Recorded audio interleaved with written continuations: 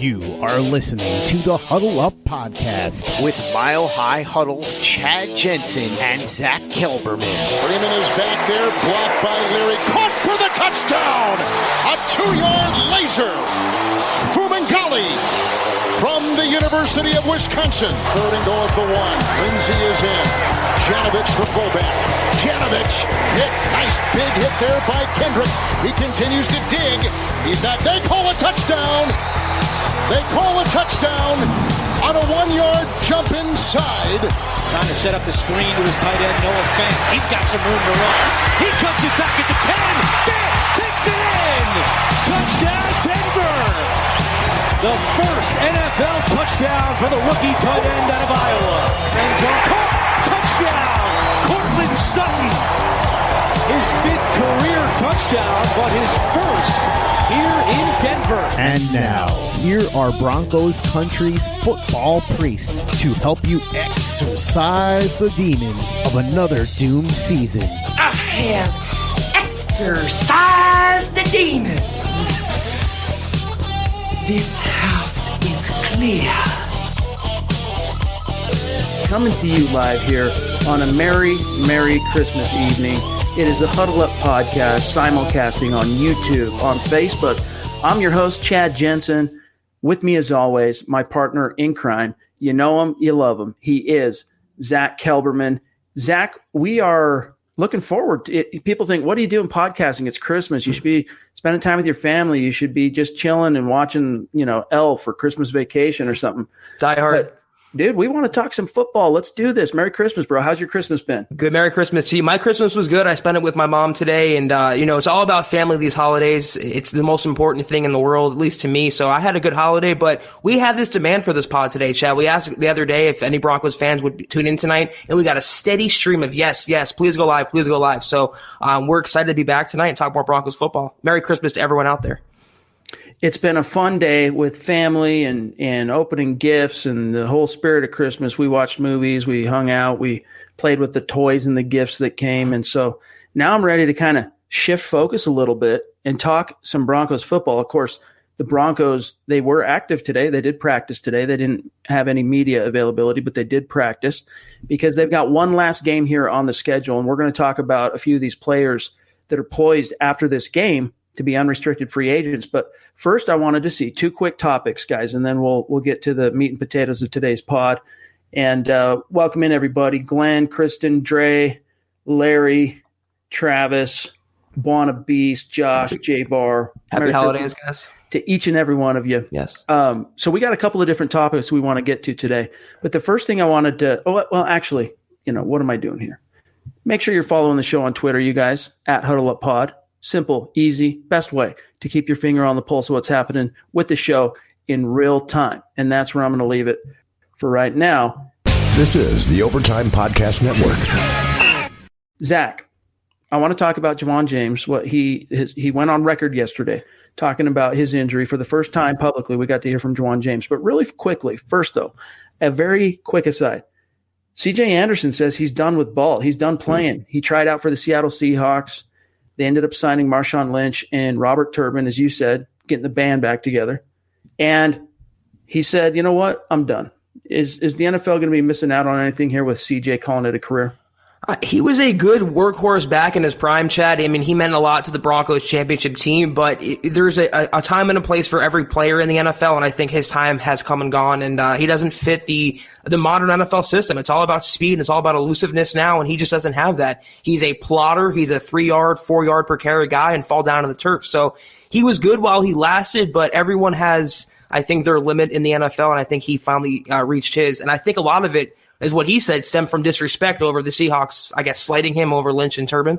Yeah, making promises and then not following through and stuff that happens behind the scenes. But you know what's crazy to think about C.J. Anderson, as you said, big-time contributor to the World Championship Super Bowl 50 team, and he'll always have that, and he's got his ring. And the crazy thing about him, though, is only 1,000-yard season as a Bronco, and the Broncos paid him. He only had 1,000-yard season as a Bronco, came after Super Bowl 50. If I'm not mistaken, it was 2017 off the top of my head. Kind of interesting, even though his breakout year, which was 2014, down the stretch, which is when he emerged, He went over 1,000 yards from scrimmage and double-digit touchdowns. Everyone's like, whoa, who is this dude? And then 2015, he still couldn't win the starter job. Ronnie Hillman got the job under Gary Kubiak. And he eventually became the man final quarter of the season down the stretch, and then the Broncos rode him offensively through the playoffs. Of course, the defense did all the damage, but CJ was basically the focal point of the offense, win the Super Bowl. Broncos end up paying him. I don't know if that was the smartest thing to do. Maybe they should have just let him sign with the Dolphins, who offered him that sign sheet.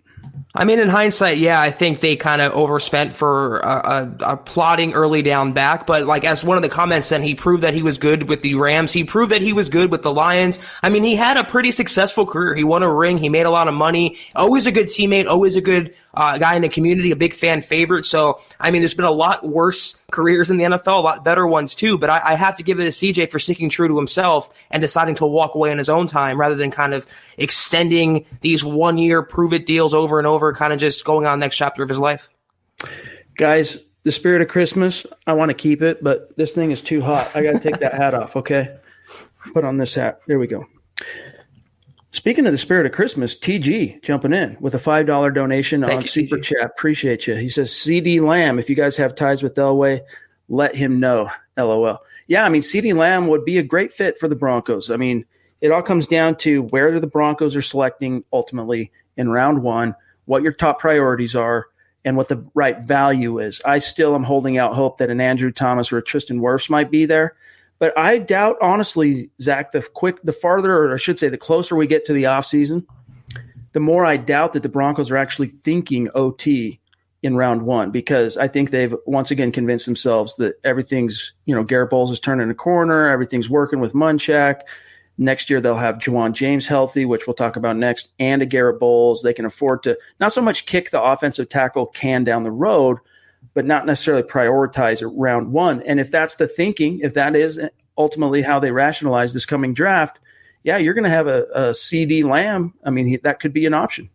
I really hope, though, the Broncos don't box themselves into a corner and go into the draft with an already set, proposition in mind as to who they want to draft. They cannot go for need. They have to go best player available, whether that's a Jerry Jeudy, whether that's a Wirfs or a Thomas. They have to let the board fall to them. I'm still of the opinion, considering Garrett Bowles is Bowles, considering Juwan James is unreliable and Juwan James, you can't rely on them solely in a big, fully starting season for Drew Lock. 2020 is such a crucial year for this franchise with Lock under center, and they have to do every single thing in their power to protect him and build him up and enable him. I don't know, going with the tackles they have now is the right move. I'm still of the opinion, if they can get one in the draft, they should look for that, but let the board fall to them if possible.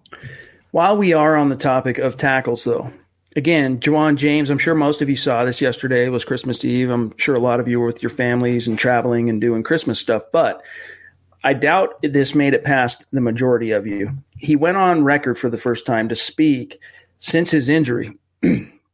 And what he had to say, I want to quote him here verbatim, and then I want to get your take on it. It kind of contradicts in a way what the Broncos have told us, because the Broncos told us leading up to the Texans game that he had been cleared for like 3 weeks. They slow rolled it. Finally, yeah, he's going to play, but he's going to be on a pitch count. He ends up playing that whole first half, and then, of course, we haven't seen him since. As late as Monday, Vic Fangio was still saying that James was in play for Week 17 for the season finale. However, I don't think that's going to happen. Here's what James told Nikki Jabvala of the Athletic yesterday, quote, "I tore some ligaments in my knee the first game of the season. I was working back to get it healed, came back for the Colts game, and ended up re-injuring it. I retore all the scar tissue that was healing and then ended up tearing part of my meniscus. They said it wouldn't be that serious, but when I was out there, even at practice, trying to come back, my knee was buckling on me. It was just weak because the ligaments weren't strong. So then I practiced. I think it was for 2 weeks to try to get back and get ready for the Houston game. The plan going into it was to play for the half, and I ended up playing the half, but all through, especially the second quarter, my knee was just giving out on me. So after talking to the coaches and trainers and stuff like that, and the second opinion with the doctor, and he was like, hey, man, we don't feel you'll need surgery, but the doctor said before that if you put a brace on it, you should be all right, but you went out in the Colts game and kind of retore some stuff. So he said, your ligaments need time to heal. So I'm just really trying to get this healed so I don't have to worry about it in the offseason and next year, so that next season I can be fully healthy and put this behind me, close quote. Zach, we were told it was a sprained knee from week 1. He's telling us he tore ligaments in his knee. What gives? I'm kind of torn here, no pun intended. I think James, considering his reputation in Miami as being an injury milker and being someone who's perpetually hurt, I could see him extend. He got his big payday. I can see him for sure extending this injury and kind of exaggerating, embellishing, not necessarily lying, but stretching the truth as to the severity of his injury. I can see that. But on the other hand, I don't really believe the Broncos at face value, considering how they mismanaged Bryce Callahan, how they basically lied about Drew Lock's injury or misled the public and kept him on IR and didn't really know when he was going to be back in play. I can see this going both ways, but considering we talked about this off air and you made a good point, 9 times out of 10, the NFL team is lying. The player is usually honest, and considering he had details there from the doctor and he's getting so in depth, I would lean toward Juwan James, but I think both are complicit in what's happened this year. The Broncos for getting that big contract and keeping the option alive for him to play. Why even Fangio's going up there and saying he can play on 2 torn ligaments, or even after not playing this entire season? I could see it both, but I'm not totally sure.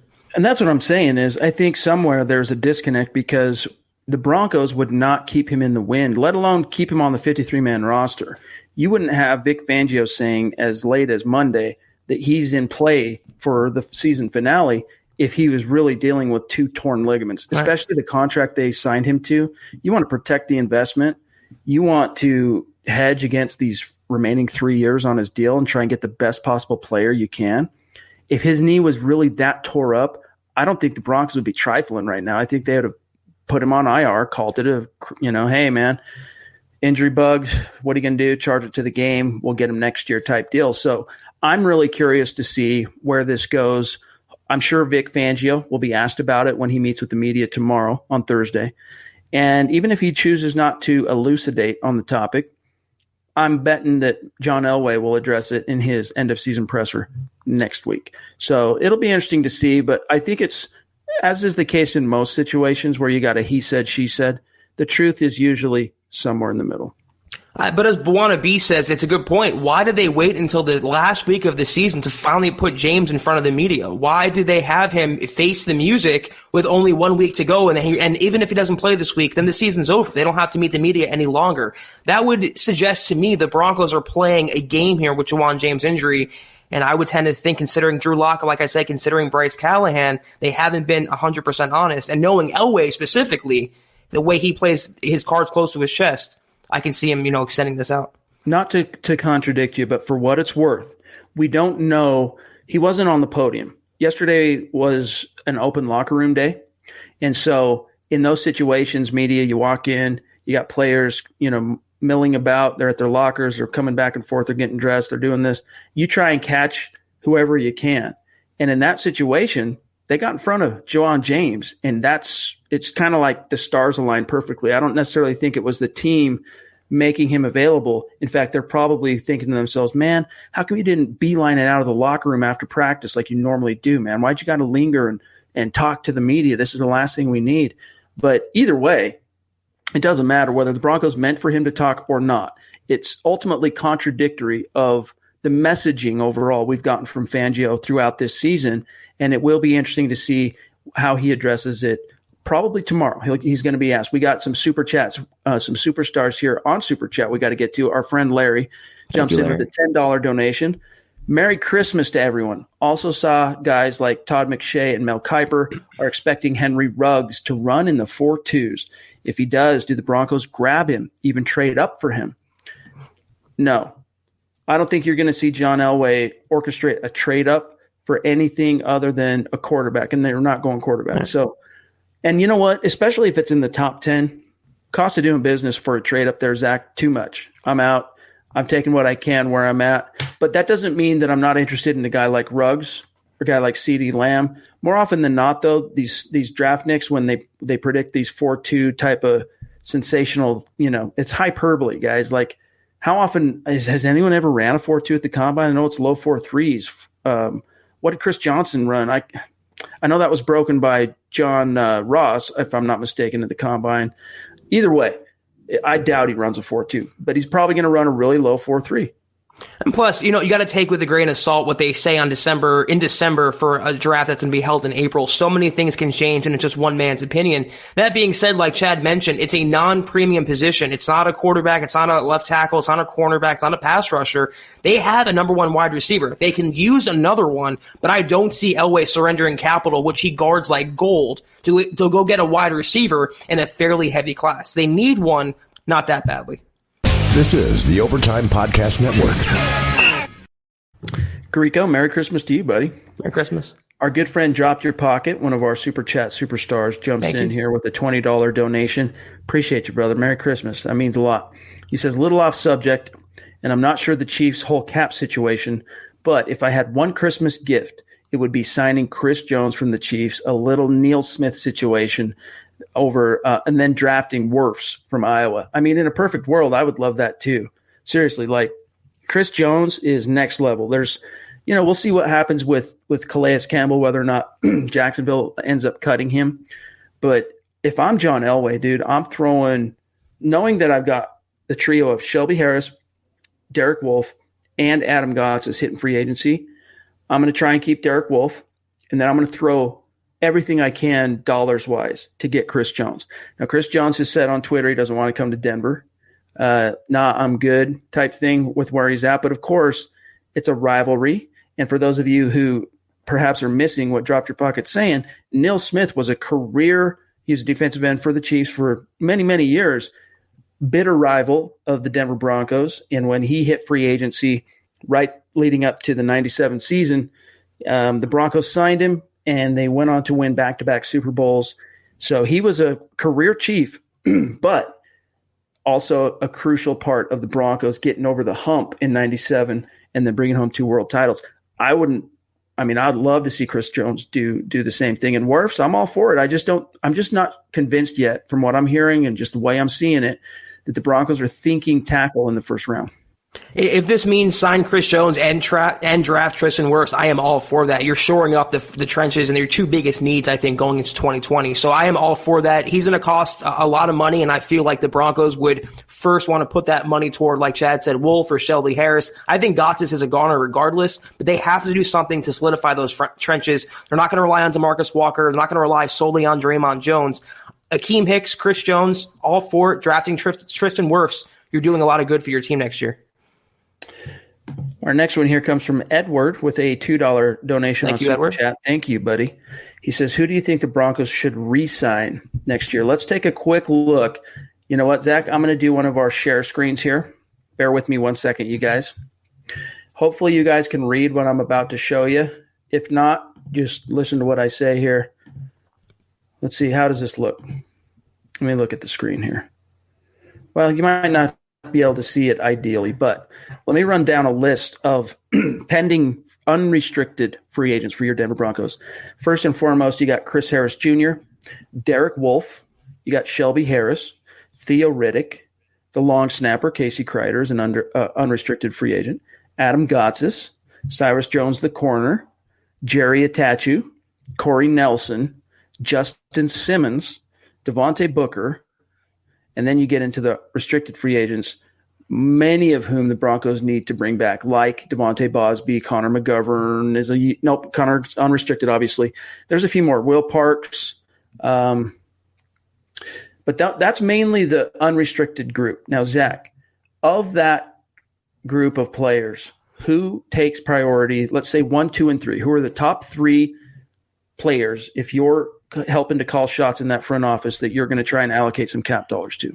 Simmons by far and away is number 1. I think number 2 for me, I think we might disagree here, is Shelby Harris. He has the upside and the youth on his side and not the injury reputation as Derek Wolfe. But failing that, I think Derek Wolfe is number 3. Get a guy that has a career year under Vic Fangio back in the system. He wants to stay in Denver. I think he would take something like a hometown discount. He's not going to break the bank on the open market. I move on from Chris Harris Jr. I move on from Adam Gotsis, Devontae Booker, bring back Connor McGovern. But far and away, Chad, I think it's indisputable at this point, Justin Simmons top priority. Yeah, for me, it's got to be Justin Simmons.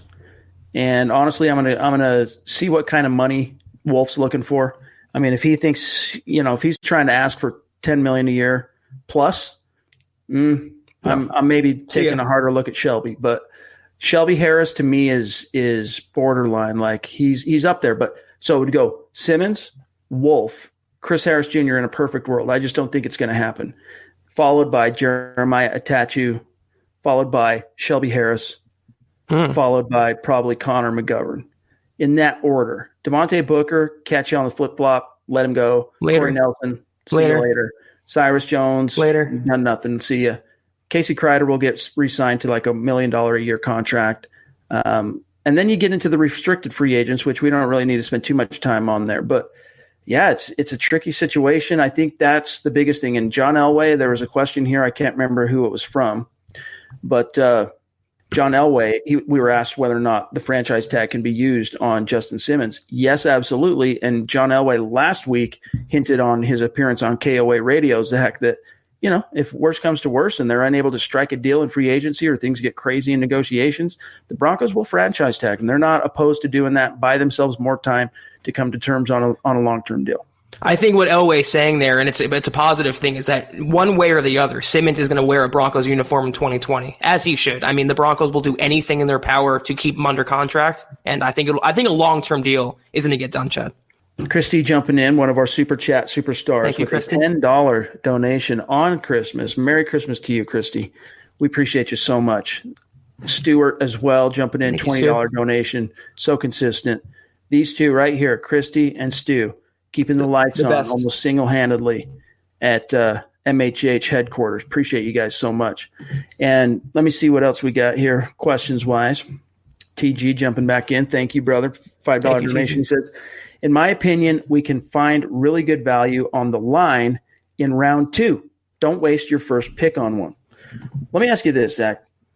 With what you've seen from Garrett Bowles down the stretch, really, really good pass protection play, more than solid as a run blocker, but he's good for that one facepalm penalty. You never know when it's going to come. How content are you with saying, we can get by knowing that Drew Lock's only been sacked 3 times in 4 games? We can get by with him at left tackle. We can allocate our resources elsewhere. What do you think to that notion? In a perfect world, maybe, but you literally cannot depend on the guy. I'm not even talking about a game, but by snap basis. You cannot depend on your quote unquote franchise left tackle, a first round draft pick. I would be content enough not to reach in the first round for a tackle, Chad, but the Broncos absolutely cannot go into 2020 with him and only him at left tackle. They need to bring in competition, maybe not as his replacement, but a guy in back end that can step in right away, preferably a young guy. I don't have a lot of faith in Garrett Bowles. I understand he's been playing a little better of late, but that's all relative. That's all relative to Garrett Bowles' standards. If he was playing like a first-round pick, none of this would fly to begin with. He needs to be consistent and not take points off the board, not hurt the offense at all. I like what I'm seeing, I guess, with the best line coach in the game. Some of that's to be expected here. But I think I'm lower on Bowles than most other people, including you. I'm kind of torn on the issue, to be honest with you. Just a matter of a couple of weeks ago, I was hell-bent on you got to make tackle the number one priority, and I still think it needs to be a top priority. They need to be able to at least develop a viable backup and have someone to push and compete with Bowles. I'm just not sure it's a DEFCON 5 need now, especially if you're going to be getting a healthy Juwan James back next year. You got Bowles, you got James. We'll see. I mean, it could have been an outlier, but if Jake Rogers ends up playing more again this week and plays as well as he did last week, you might already have your viable swing guy next year. I'm just not convinced yet that it's a DEFCON need. Now, Buona Beast, he says the Broncos are 100% not going to pick up Bowles' 5th-year option in 2020. It would be very expensive, right? Yes, it would. I'm not sure the exact dollar figure right now off the top of my head, but it would have to be an average of the top 10 paid players at the position. So they'd have to pony up. They're not. I mean, I'll be stunned, Zach, if the Broncos go ahead and extend that option. They have, I think, until somewhere in March. Might be actually closer to the draft. I'm not sure, but they got this spring to come to a decision on it. I'll be surprised if they extend the 5th year. But even if they don't, Zach, it doesn't mean they're not thinking about keeping him here long term, and it doesn't mean they're not thinking about keeping him at left tackle as the starter. I think they'd be crazy to extend that before they see him play next year. This is his last chance, I think, in the Broncos. If they keep him at 2020 at left tackle, to see how he does and then go from there, I would not extend him before that. I don't trust him personally. I understand there's been a little incremental improvement, but can you really count on the guy? Is he your franchise left tackle? Is he going to be here 3, 5, 7, 10 years down the road? Was Ryan Ramczyk a better pick? I mean, these are all valid questions that we don't really know the answers to yet.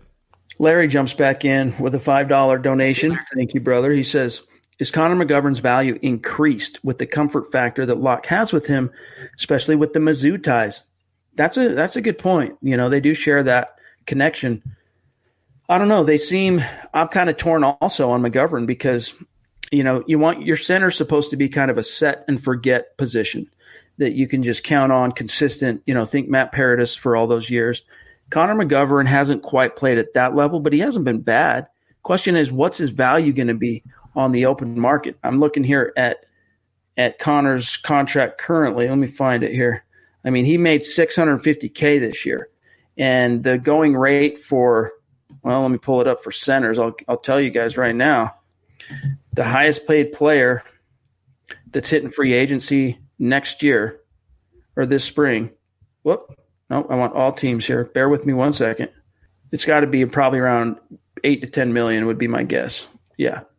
So I guess the question, Zach, is Connor McGovern worth 8 to 10 million to you, considering that Missouri connection?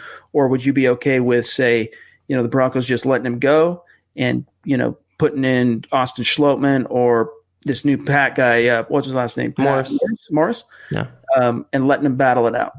I don't think the Missouri connection is solely worth the money, but I think that's the going rate for a center nowadays. You saw Matt Paradis coming off a bad ankle injury he got from the Panthers. To keep a starter along the offensive line, you're going to have to pony up some money. So I think McGovern earned that on his own merit, not just because he knew Locke at Missouri. He's gotten better as the season went on, a former guard playing center. Not the easiest transition here. He had some problems with shotgun snaps in the preseason, earlier in the regular season. He settled down. I'm sure the familiarity helps, but I wouldn't pay him solely on that factor. I would keep him in the mix. $8 million, though, a little too rich for my blood, I think.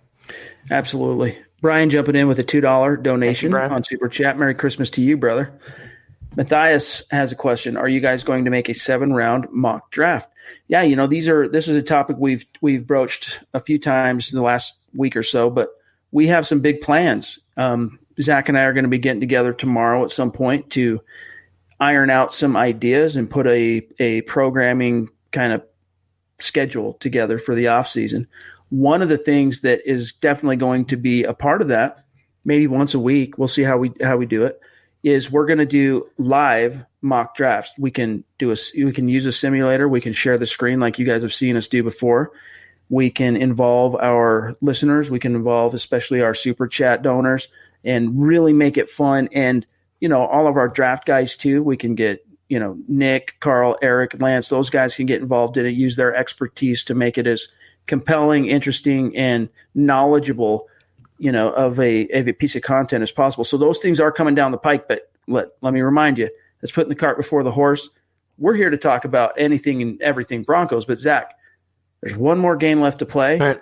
And even though the Broncos are out of it, you know, and you feel like, it's not too much to get excited about. A month from now, when you haven't seen your Broncos on the field That's right. for many weeks, you're going to be jonesing. So appreciate what you got this week. Yeah, I was just going to say, Chad, that we've been really fixated on the Broncos in the here and now. The Drew Lock starting and how they can finish this season on a high note, or what their record's going to be like, or how Lock looks. We haven't turned the page totally to the draft just yet, the offseason, not even for agency. But when that comes, like Chad said, we plan on bringing special guests on, having some roundtable, war room type mock draft. We have a lot of fun things brewing in 2020, so just stay tuned for that. Oh, wait, hold on. I'm going to grab you, Edward, 1 second. Thanks, David. Appreciate that, dog. Edward, appreciate you even more, my friend. $5 donation on Super Chat. You think the Broncos will cut Flacco? Zach, is there any scenario in which you don't see the Denver Broncos cutting Flacco sometime between now and March? I don't – he's literally dead weight on the sidelines, on the salary cap. I don't see him staying in the Broncos uniform for much longer. So even though Elway has some fascination with older, tall, immobile quarterbacks – he's done. They have younger guys in the system, so he's not coming back, thankfully. This is the Overtime Podcast Network. You know what? I wouldn't be opposed to the Broncos simply cutting bait with Joe Flacco and saying, you know what? Drew Lock's our guy. We know that Brandon Allen, we can get by with him in a pinch. He can be our veteran stopgap backup.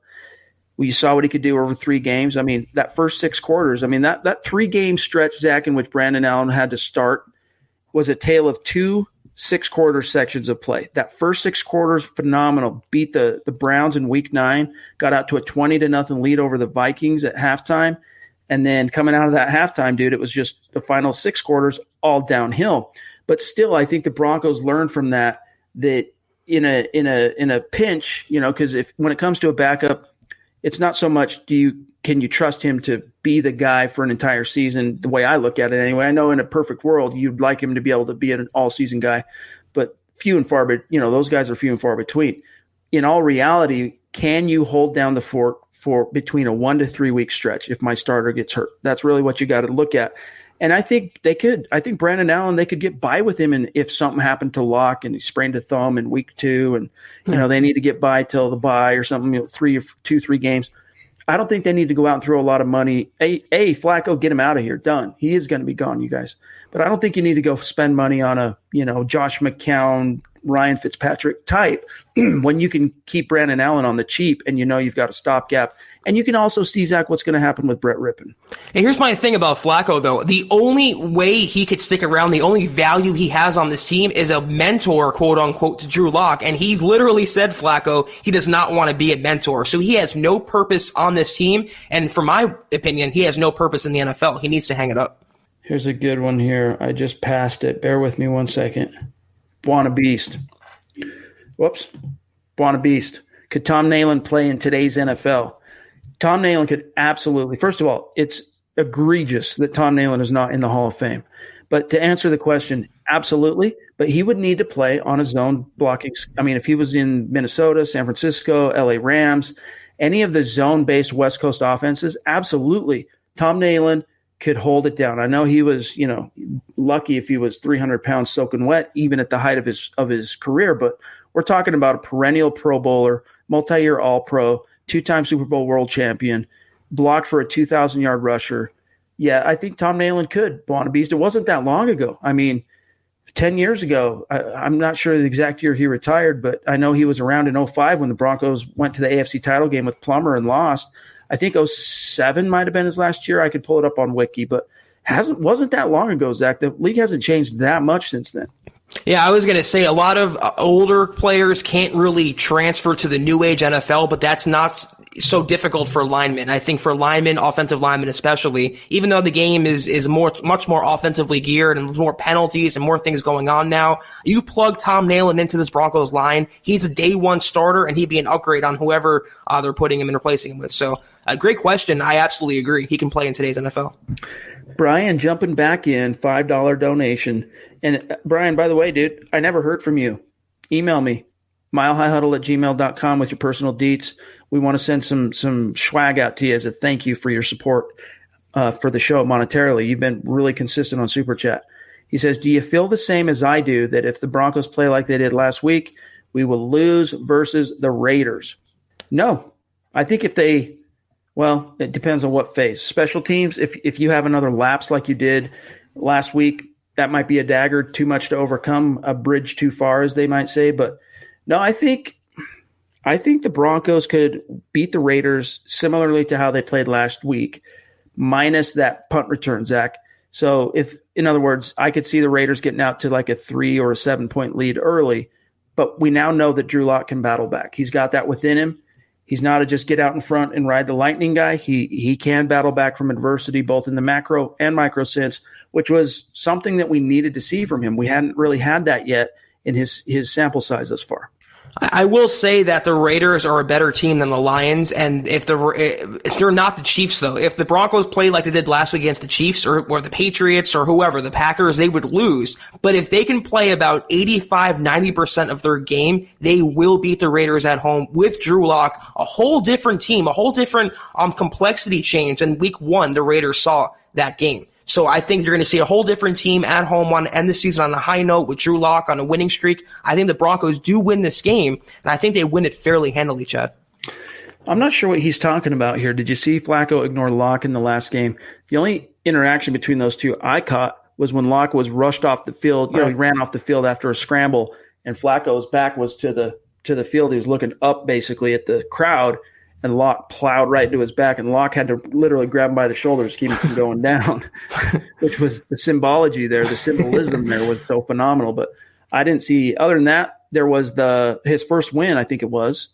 Yeah, Lock's first win, beat the Chargers. He's celebrating on the field after the game. He's running around. Flacco crosses his path. And he goes to give him 5. Flacco leaves him hanging, doesn't acknowledge him. So Lock just pats him on the butt as he walks by. That's all I can think of. That's your mentor right there. That's your understood quarterback. He wants no part of Drew Lock, and he admitted that when he got to the Broncos. I mean, for my opinion, he's been ignoring him since day one. All right, guys, let's grab 1 or 2 more, and then we're going to wish you a great rest of your Christmas. Jacob Smith jumping in. He says, Merry Christmas, Broncos country. Beat the Raiders. # build the nest. Amen to that. Let me see here. Let me see what we got. Sean jumping in. What changes to the coaching staff would be beneficial to the Broncos next season? That's a good question. I think that if there's going to be a scapegoat for the Broncos, because there's no getting out of a losing season. Best case scenario, the Broncos finish 7-9. That's below 500. If they're looking for a scapegoat, I could see Tom McMahon getting fired, and I could see the Broncos truly upgrading the team, the coaching staff, by finding someone else. I'm just not sure Fangio is going to do that. He's just not a scapegoat type of guy unless his hand is forced. He really, I think. Do you think McMahon's done after this year, Zach? What do you think? I've leaned toward that in recent weeks. I know we kind of disagree on that, but I think there will be a scapegoat. It's still a non-winning record season. It's still a non-playoff season. They're going to make some changes, I feel. And if it's not McMahon, it might be Lauren Landau. It's the only one I can really think of, Chad, on the Broncos staff. I think they're pretty well stocked everywhere else. For my money, though, you let up that long punt return touchdown. The special teams, aside from Spencer, hasn't been overwhelming. It has been much better than it was before McMahon got there with Brock Olivo. I think he's a goner. I think I lean more on the side the Broncos will replace him. They got to do something. If not him, then definitely Wadman will fall on the sword for the season.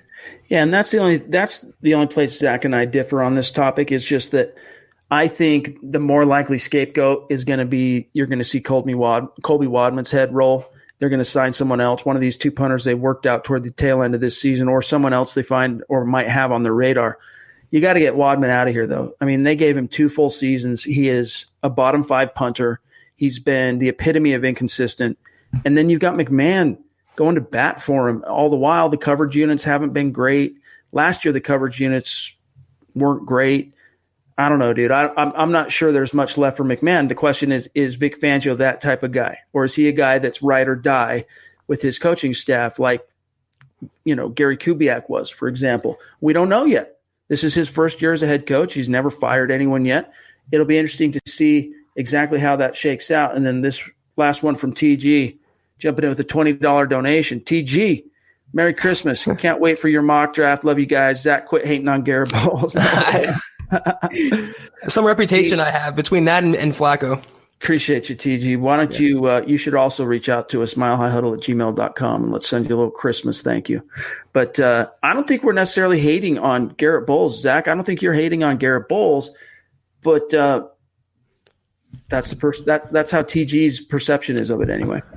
People accuse me of hating on Vance Joseph. Look how that turned out. I reward and I praise people and players who deserve it. I just don't think Garrett Bowles deserves praise for playing okay for stretches at a time when he's your former first-round pick. He's your potential franchise left tackle. I wouldn't praise the guy for not allowing a sack in a game or not allowing a holding penalty. You need and should demand much more than just average play.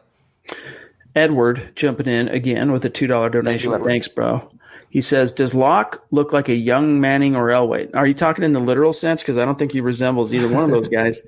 As a player, he's significantly more akin to Elway, the big toolsy, athletic, big arm guy. But he does have, one of the things I'll be honest that has surprised me about Drew Lock thus far is that he's been a lot quicker I think the Building the Broncos guys were talking about this in today's podcast for those of you who listened on the RSS feed. I think he's a lot farther along from a processing perspective, reading the field, making quick reads, making quick decisions than I expected him to, which is a little more akin to what you saw from Peyton Manning early on in his career, as opposed to Elway, who was deer in the headlights as a rookie, big time. It's way far back in ancient history, so a lot of you probably don't remember, but if you were around back then, Elway's rookie year was not good. Even though he won his first 2 starts, he was questionable to say the least. Locke, though, this is why I think what Fangio was saying about how it was a blessing in disguise, his 10-week exile, ended up helping him a lot from a processing perspective. I think there's some truth to that. I mean, if between the two, I would say that Locke is more Elway, considering they're both gunslingers, and Manning was a much more cerebral quarterback than I think Locke will ever be. There's only one Peyton Manning, only one John Elway, but he's more of a gunslinger type. And also, Elway had some mobility in his prime. I mean, he wasn't just a stone-cold pocket passer, and you can see what Drew Lock can do. But I think more in the new age scheme of the Jay Cutlers or the Sam Darnolds, Tony Romo type, Brett Favre even, the gunslinging types who just make plays and win by being themselves, by having their own type of game, their own type of play. I wouldn't compare him to be the next Elway, the next Peyton Manning. He is the next Drew Lock. That's how I want to look at him. I want to set that bar for him right there and not make it too much pressure packed. Well said. Well said. And as we wish you guys a great rest of your Christmas, there's a couple things to look forward to in Sunday's season finale from historical perspectives. I wrote about this in a couple of stories on milehighhuddle.com today. One of which is Drew Lock. Well, first of all, he became the first Broncos rookie quarterback ever to win 3 of his first 4 starts. So that's something. Now, if he wins, where is it here? If he wins against Oakland, he will become just the 3rd quarterback in team history to win 4 of his first 5 career starts. Only 2 other quarterbacks have done it. One of them's name is Norris Weiss back in 78-79. Who do you think the other one is, Zach? Just a wild guess. That won 4 of his first 5 games. I got no idea. I really don't. Trevor Siemian, 2016. I never would have guessed that. So, it's a historical precedent, something to look forward to. I think it's a good harbinger for Drew Lock's, what awaits in his career if he can finish this season 4-1 as a starter. And then also the other thing to keep an eye out on is Phillip Lindsay, who is 42 rushing yards away from 1,000. If he hits that, Zach, he'll be the first former undrafted player in NFL history to eclipse 1,000-yard rushing in his first 2 seasons. And then he'll also join Bobby Humphrey, Terrell Davis, and Clinton Portis as the only Broncos in history to produce back-to-back 1,000-yard rushing seasons. So let's hope those big boys up front get out there for Phillip Lindsay. He didn't make a Pro Bowl this year, but that would be a nice consolation prize for him. And look at how they would be going out. They'd be going out with their young quarterback on a winning streak, setting records, and their young running back having 2,000-yard seasons in a row. That young nucleus of talent is so evident in Denver between him and Fan and Sutton. They have a very bright future, and once they put it all together, we'll be back in the playoffs. Harry, I was just about to wish you guys a good evening, but you jumped in, showed us some love. We got to address this. Thank you, Harry. $10 donation. Appreciate you. He says, would you guys take a running back in the 3rd or 4th round and re-sign Theo Riddick? We do need more receiving out of the backfield. Absolutely, the Broncos do need that. That was another good point that Nick and Carl made on today's Building the Broncos. They need more of a pass-catching threat out of the backfield. And it's not just someone who can catch a pass like Royce Freeman, but a player who can work in the open field and pick up those yards off after the catch. Think Austin Eckler with the Chargers, okay? Theo Riddick, in a perfect world, that's what they were hoping he was going to bring to the table, but it turns out dude was made of glass. Kevin Hogan got him hurt, cost the Broncos $2.5 million. Take a running back in the 3rd or 4th and re-sign Theo Riddick. I could live with it. I don't think running back is a dire need for the Denver Broncos. Would depend on what Theo Riddick is looking for financially, but I wouldn't be opposed to it, Zach.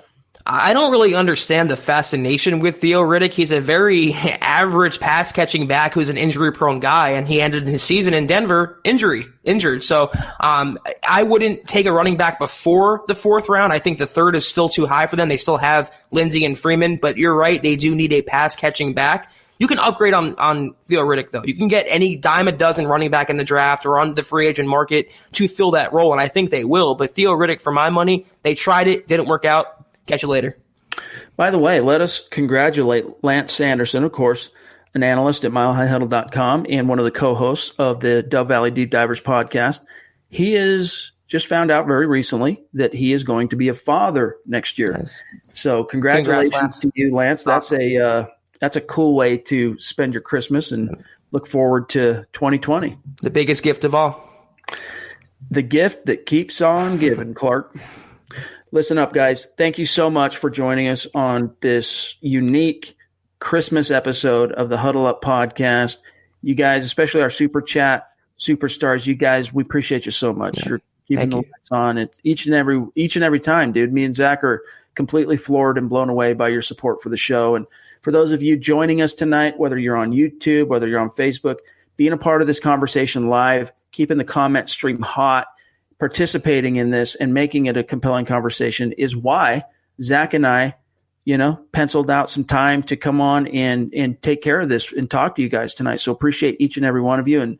And Zach, of course, you as well, my brother, for making some time on a holiday. Of course, you as well. And, we talk about it, Chad and I, after every single podcast. We talk about how appreciative we are, and we're just blown away by the support, financial and otherwise, that we receive from you guys. And to join us on Christmas night, it means the world to us. Please have the rest of your great day. Have happy holidays, Merry New Year, and hope to bring it in with the Broncos win this Sunday.